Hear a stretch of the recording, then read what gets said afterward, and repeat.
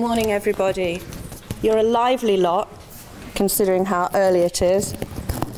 I haven't been to a 9 o'clock Saturday morning lecture for many, many years.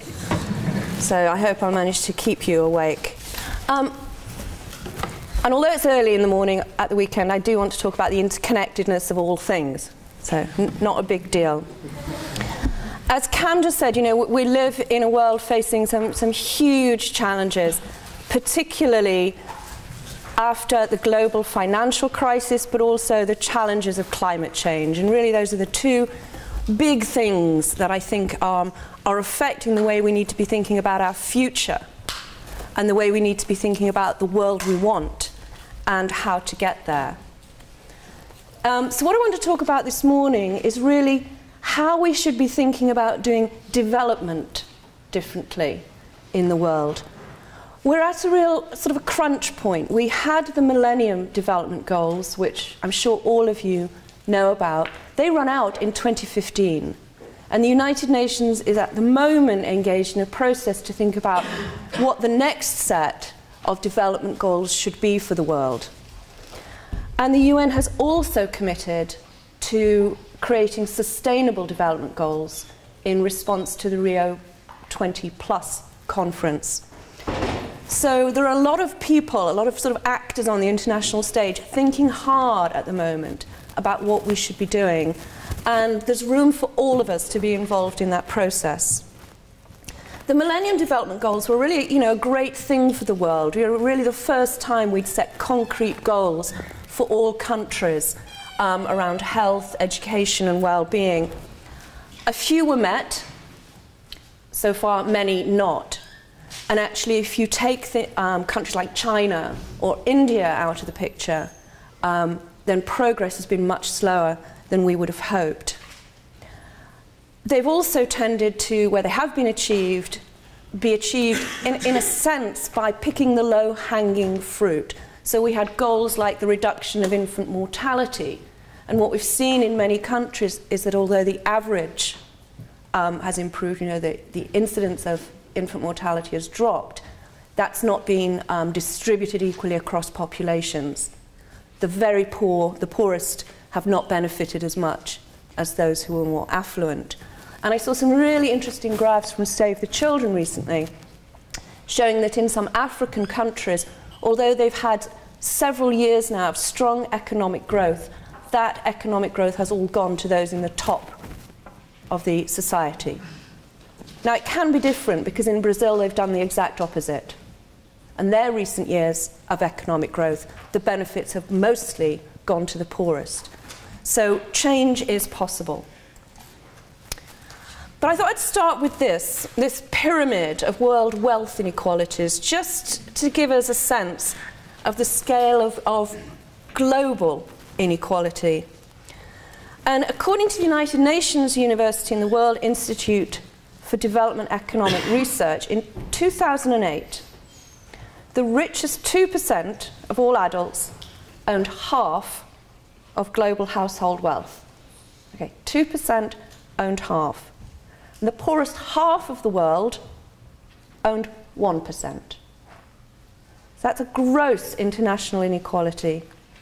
And that same year, the Gini coefficient for global wealth inequalities, you know, this is something that ranges from 0 to 1. It's 1 if one person or one country has everything, and it's 0 if it's equally shared. It was 0.89. So that's what you'd get if you had a population of 10 people and one person had $1,000 and the other 9 just had $1. So here we've got 180 nations and they're ranked by their gross national income per capita. I've got a little pointer here. So we can see Luxembourg at the very top. Here's Ireland. You know, Ireland has, what, 10 times more per person than, no, much more than 10 times than the Congo. So we have, you know, situation massive inequalities in the world. And although some authors have told us that sort of globalization would level the playing field, you can see that that hasn't happened at all. You know, we still have a pyramid rather than a level playing field.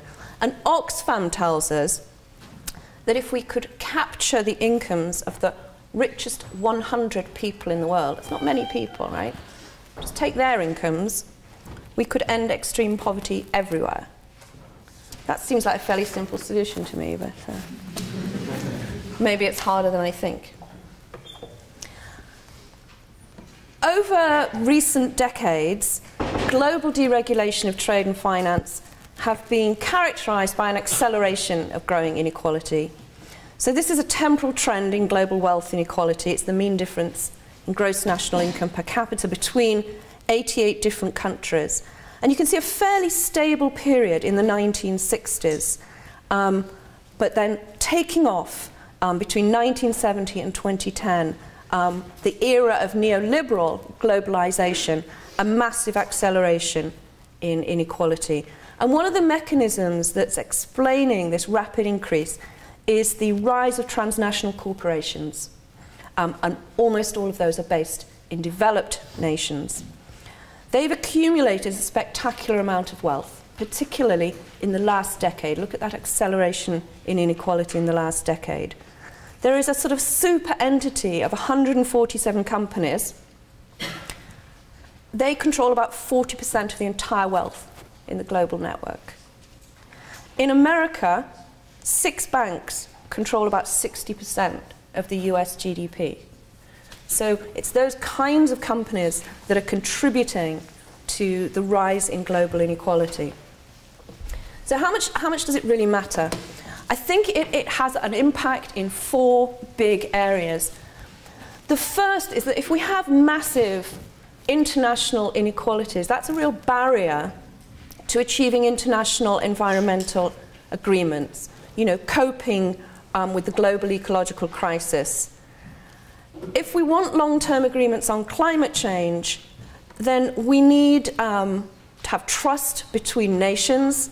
We need to have a recognition that some nations are going to have to scale back while others have their growth promoted. And the notion of what is fair looks very different across those inequalities internationally. We're also seeing from the work of economic historians that inequality contributes to crashes, to boom and bust. Both the 1929 Great Depression and the recession in 2000, starting in sort of 2007, 2008, were preceded by a very high concentration of wealth and income at the top of the income distribution. And the International Monetary Fund is now arguing for restoring the bargaining power of low-income groups as the most effective strategy to prevent further financial meltdowns. And of course, these inequalities are also a barrier to democracy. And I think particularly there are destabilizing political effects of these huge transnational corporations. They influence political decisions in other countries around interest rates, exchange rates, budget deficits, social security, redistributive taxation, and they sort of can compel national governments to follow strategies that aren't really in the best interests of their populations. But perhaps most important for us today is the impact on social protection and poverty reduction, and therefore the impact on the health and well-being of whole populations. So while a chief executive in the developed world at the moment makes about 350 times that of an average worker, you know, that starts to seem rather obscene when we live in a world where over 5 billion people do not have adequate social security, over 2.5 billion people don't have access to adequate sanitation, and 884 million people lack drinking water. 925 million are hungry, and 9 million children under the age of 5 die every year from largely preventable diseases.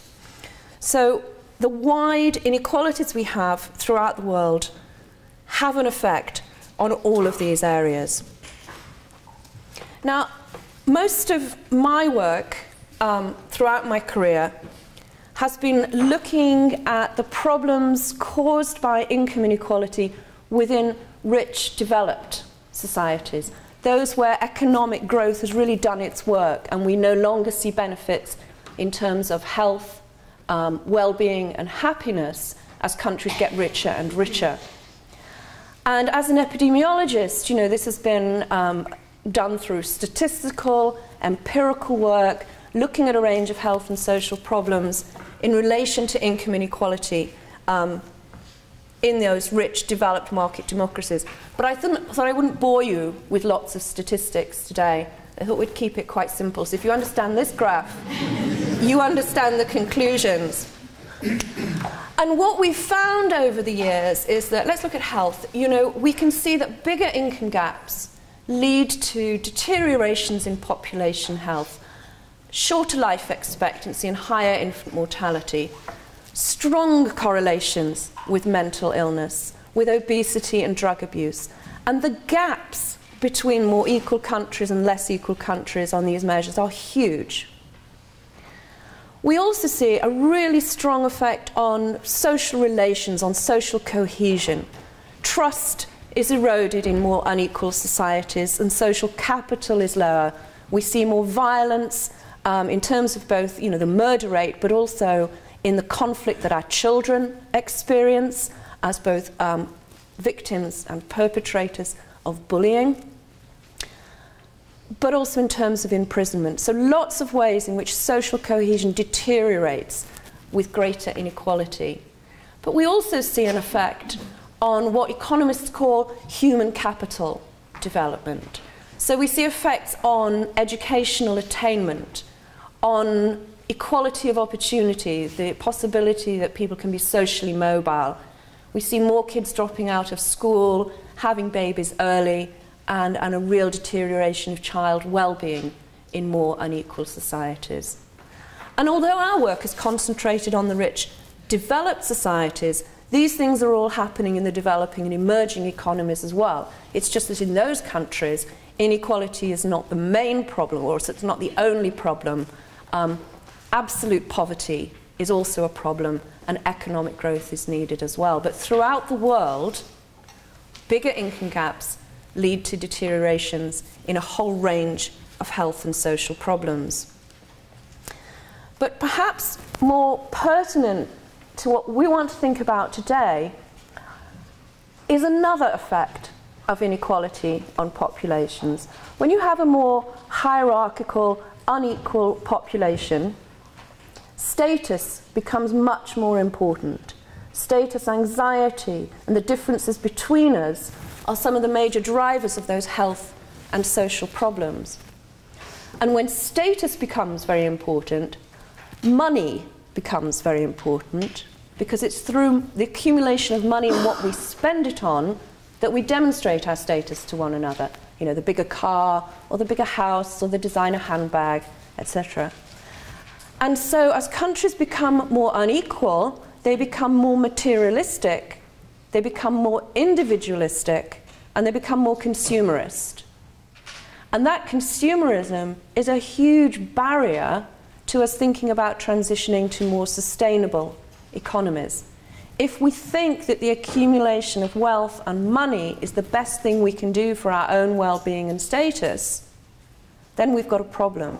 And if instead we can replace that with a vision of human well-being that's based more on social relationships and less on what we have, then we have the potential to create sustainable economies without compromising on people's life satisfaction or well-being. I just want to show you, I think, some of the spill-on effects of inequality working through this greater materialism, individualism, and consumerism. More unequal societies seem to become not only bad for their own citizens, but less willing to act as responsible global citizens towards other countries. So here, more equal rich countries are more peaceful. Here we're looking at the Global Peace Index. It's a measure that looks at conflict within nations, conflict between nations, safety and security within a society, and how much a society spends on the military, on defence. And it's here plotted for different countries in relation to a measure of income inequality. And whenever I look at this graph, I think, why have I got so much white space hanging around down here? I didn't draw it very well, and I forget that we have the USA right there at the bottom. But there is a significant correlation between countries' scores on this peace index and their own level of inequality. And equally, we can see that more equal countries are more generous foreign aid donors. This is the percent of national income that is spent on foreign aid. Now, the United Nations wants all countries to spend at least 0.7 of 1%. And the only countries that meet that goal are Norway, Sweden, Denmark, and the Netherlands. And again, a statistically significant association between spending and income inequality. Now, if any of you were listening to the radio this morning, I don't know how early you got up, but there was a big discussion on the Today programme actually about the aid that's being given to the Philippines at the moment, because the UK is actually leading and has pledged more money than others. And so there was sort of a discussion about why other countries don't give as much. But then somebody came on and actually said, well, the amount pledged doesn't always equal the amount given. And that the USA is particularly bad in that regard. So much better to look at what is actually spent than what is actually pledged. More equal societies even recycle more.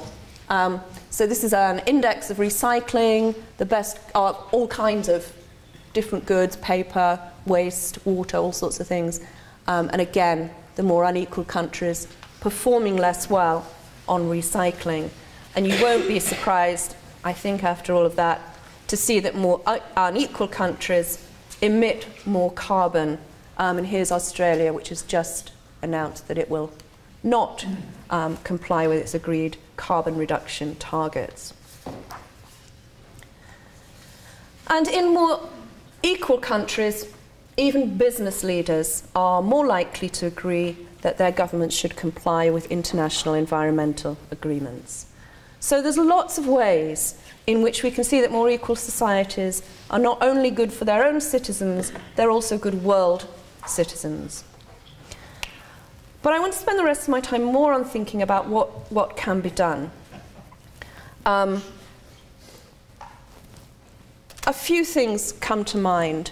Many of you will know about the notion of contraction and convergence, that the economies of the rich, developed world need to contract, we need to emit less carbon, and we need to allow growth and therefore convergence of the developing and emerging economies. Also, a lot of commentators are proposing that we have a new global financial architecture designed to promote high employment worldwide and reduce vulnerability to crisis. And this means having laws and regulations against speculation, against inequality, and against excessive capital movement around the world. And there are also a lot of people thinking about our need to regulate transnational corporations. There's a United Nations Centre on Transnational Corporations. They need more power if we're going to protect the public interest and move towards sustainable well-being. And we need codes of conduct for transnational corporations, and to be able to revoke corporate charters and expel corporations when they grossly violate public interests. I put this picture up because I'm going to talk in a few minutes about a process that we have been involved in with the government of Bhutan around developing a new development paradigm for the world. And Bhutan it's unique in the world of pursuing gross national happiness over gross domestic product. But this is how Coca-Cola rather subverts and transgresses that admirable ambition and suggests that you can get happiness through opening a bottle of Coke. And I took a picture of that poster in a shop in the capital. That is Miss Bhutan opening happiness.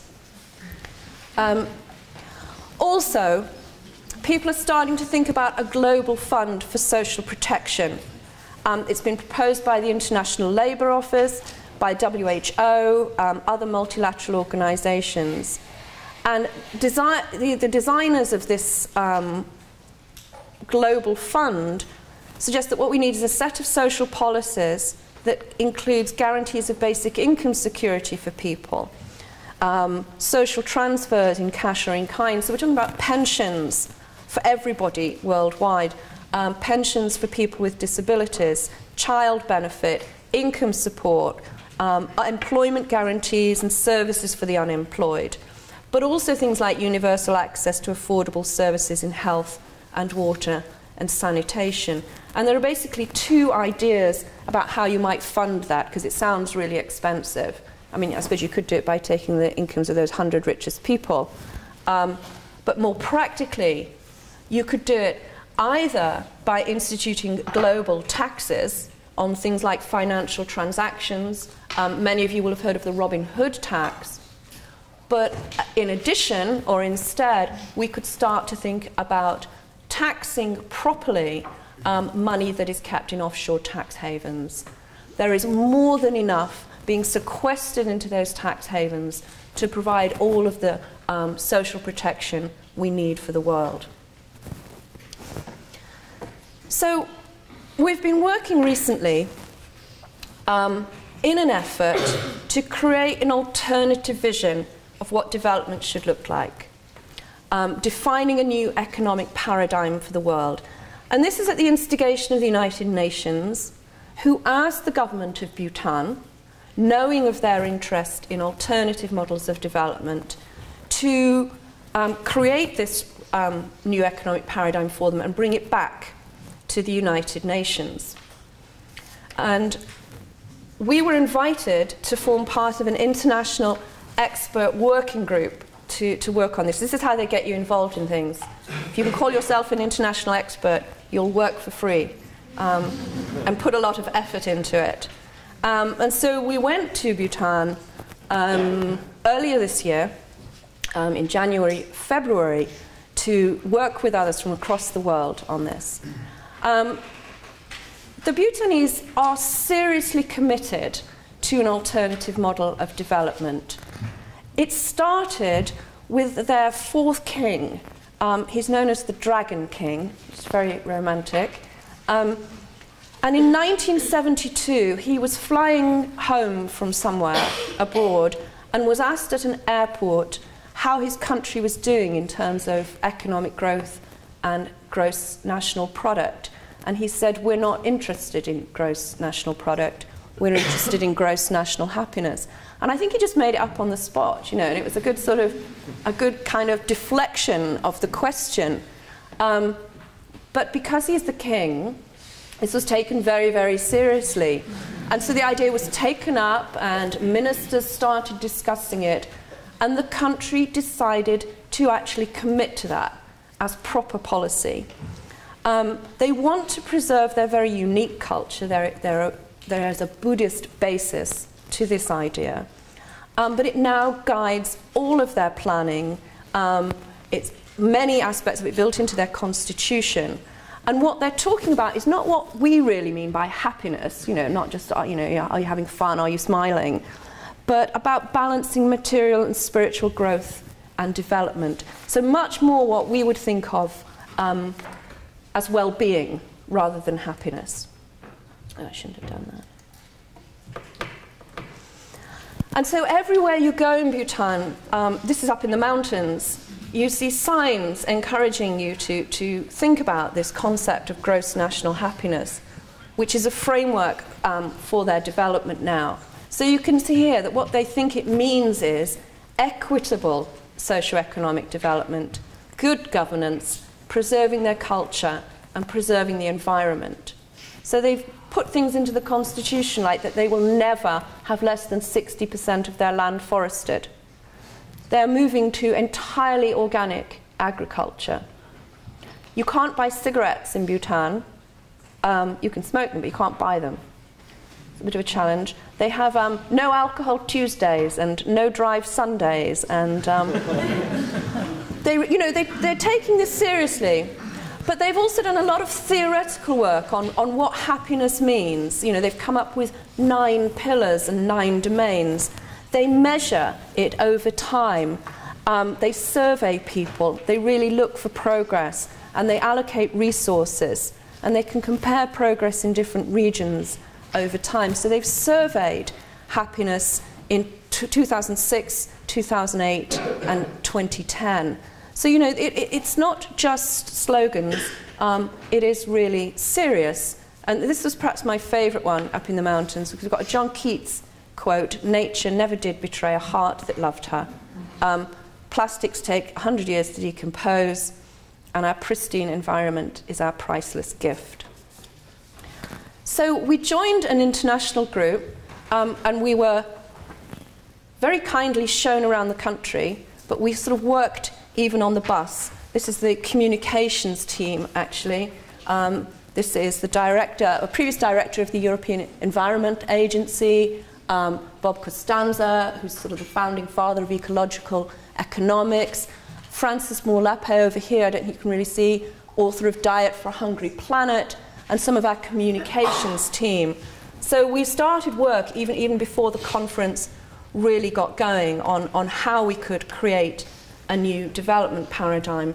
And then we actually got into sessions, meeting in a big hall, trying to communicate across cultures.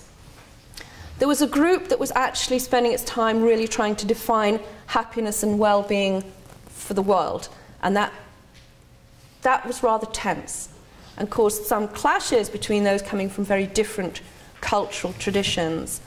And then there was a second working group, that's me and Richard Wilkinson, and we were focusing on ecological sustainability, fair distribution, and the efficient allocation of resources. But in that conference setting, probably similar to in UN meetings, and if any of you have ever been to a UN meeting, they're completely structured. You might be allowed to make a little intervention from the floor, be given 2 minutes. What you say there will be dictated by what your country wants you to say. You don't really get a lot of dialogue, discussion, and forward movement. We actually found that we got most of our work done outside in the tea tents, in informal discussions. And I can see people in that picture from Italy, from Iceland, from Bhutan, from Australia, from America, all trying to thrash out what this new paradigm should look like. And eventually, we did come up with one, with pieces of paper and sticks and smiley faces. We finally got the entire conference agreeing that this is what we were all about. I love that picture because that's how it really, really happened. It now has, of course, transformed itself into a diagram. But a diagram where development is set within planetary boundaries, is driven by capital assets. You know, we cannot go beyond those, but where the overall goal is well-being, not economic growth in itself, and where we recognize that people need skills for that, as well as their basic human needs. So we've been writing reports, trying to put this together, and then the government of Bhutan was voted out. It had been their first democratically elected government ever. They're the newest democracy in the world. And in their first re-elections this year, the Prime Minister and his party lost. 2 weeks before the election, their neighbour India removed the oil and gas subsidy that they had been providing to Bhutan. And India has not approved of Bhutan's pursuit of gross national happiness over gross national product. So we've had a change of government, and we've had silence, really. And the efforts of the working group seem now to be sitting in a rather small report that will be taken back to the United Nations and effectively buried. However, all that time spent on the bus and underneath the tea tents has given some of us a taste for not giving up, really, and for wanting to do more. So a group of us have formed the Alliance for Sustainability and Prosperity, which has the lovely acronym of ASAP, as soon as possible, please, to create this pragmatic approach to new development and to try and bring that into the United Nations planning process for the new development goals and the sustainable development goals. Now, this is an overarching sort of public forum. I hope Medsin will consider becoming a partner.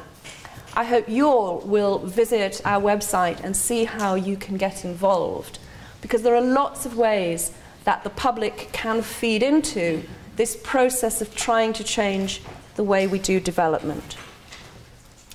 I'd also encourage you to visit our own Equality Trust, where we continue to put out research, communications, and educational materials for everybody who wants to learn more about the impact of inequality, how research is developing, but we also have new educational materials for young people, and so I'd encourage you to join us and follow us there, so that we can start to work on thinking about what's going to replace these goals. It's not enough to improve maternal health by ensuring that the top 10% of the population have access to decent health care. It's not good enough to reduce child mortality by only doing it within the top 20% of the population. You know, all of these sorts of goals need to be disaggregated. Countries need to be encouraged to reduce child mortality, improve maternal health, eradicate poverty and hunger, combat disease, etc., for the poorest as much as they do for the wealthiest. So we took part in an effort, along with Save the Children, 90 academics worldwide. We wrote to the United Nations, what was it called? Distinguished panel, or something like that. That's how they got them to join in. High-level panel, that was it, high-level panel that was advising the United Nations on the new development goals. We wrote to every member of the panel asking them to include inequality targets, both worldwide and within country, and disaggregated development goals in the new set of goals to replace the Millennium Development Goals. And we received really encouraging responses from many members of that panel, including the chief executive of Unilever, royalty, various presidents, you know, all members of this high-level panel. And the one person from whom we did not receive an encouraging response was one of the co-chairs of the panel, and that's our own Prime Minister, David Cameron. When the high-level panel produced its report to feed into this process, it did not include any recommendations that inequalities be addressed.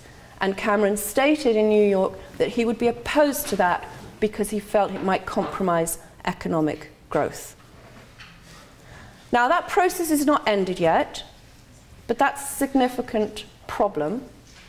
Development economists around the world were appalled, said that that panel was, you know, missing the elephant in the room. If we don't deal with international and within-country inequalities, we have no hope of getting international agreements on contraction and convergence and protecting the environment, on preventing financial crises, on protecting the world's poorest, on enhancing the well-being of everybody.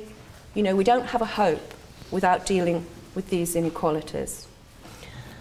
So, I'm going to keep working at it, one step at a time. I hope you will all think about the ways in which you can get involved in the process and think about promoting fairer development for the world. And I'll leave you with that, but I will put up the websites that you might want to visit. And thank you all for your time and attention. I wish you a really, really good conference over the weekend. Thank you.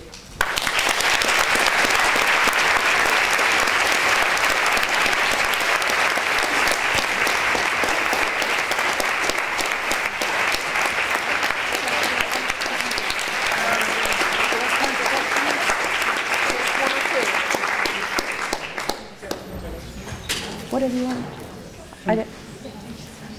We have time for questions. Yeah. What was India's reason that it gave for stopping its subsidies to Bhutan? I am not sure that it gave any explicit reason, but it removed them 2 weeks before the election and reinstated them very soon after. Now, there's a lot of symbiosis between India and Bhutan. India provides a lot of workforce to Bhutan and a lot of the technological expertise that the Bhutanese need. In return, India is very dependent on the hydroelectrical power that Bhutan is producing. And I think they have a strong feeling that this strange little country is pursuing this odd little goal and should not be encouraged. Okay. I mean, they're not alone. India are not alone. If you look at websites to read about or learn about Bhutan, if you read sort of left-leaning websites, they think Bhutan is a very good thing. If you read anything sort of slightly right-wing, they think they're mad. You know, why would you not pursue economic growth? So, you know, there are different perspectives on Bhutan's attempt to do things differently. And of course, even within Bhutan, there are. The first Bhutanese I ever spoke to said to me, I'm not happy. He was a taxi driver, and he said, you know, not everyone here is happy. But I think the progress they have made under that regime has been remarkable. And there is also a real absence in that country of the kind of extreme poverty, begging, people without any access to medical care, that sort of thing that you do see in neighbouring countries like Nepal and in Tibet. So I think they have something to teach us. I mean, no country is perfect, and I think there are other models for alternative, sustainable development.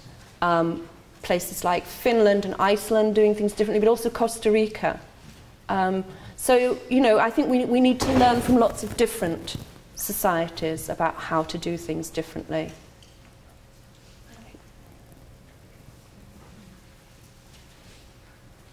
Yeah. Just if I could play devil's advocate for a second. Like, lots of the stuff about Bhutan sounds really great, but I have like 2 quick points. Fundamentally, what the Bhutanese government is doing is saying, we as a state know what happiness is, and we can tell you how to be happy. If the British government told me how to be happy, I would not be very happy about that.